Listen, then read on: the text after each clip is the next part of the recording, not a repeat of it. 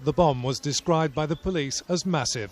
It was driven to this lane under cover of darkness, and the tipper lorry that carried it was allowed to freewheel into the security fence. The 3 full-time UDR soldiers on guard duty had no chance of escape. Their guardroom suffered the full force of the blast, which was so intense that twisted girders were thrown hundreds of yards into surrounding fields. The explosion was heard for miles around. It killed livestock, and debris and the blast shockwave damaged dozens of houses nearby. One woman tried to protect her child. It was very loud, you know, so it was. How did little Mark react to it all? Well, he was very scared. I lay on top of him till it was over. So I did for, you know, you just don't know what to do, so you don't.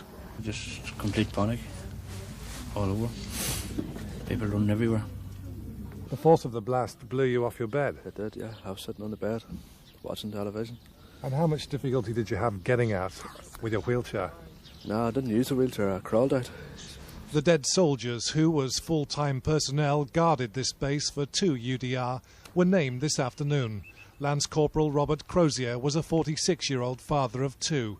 Private Paul Blakely, who was 30, and Private Sidney Hamilton, aged 44, both had 3 children.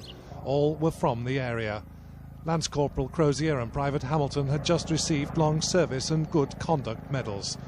10 other soldiers were injured, along with 2 soldiers' wives and 2 other civilians. 3 soldiers are described as in a stable condition in hospital. It needs a greater degree of security on the ground.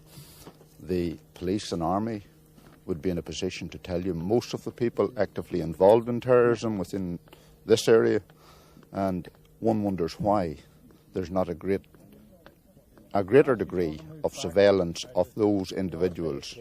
According to the army, the bomb was the largest ever to have exploded in an attack on the security forces. The social club at the base is accessible to civilians who were allowed to use its facilities.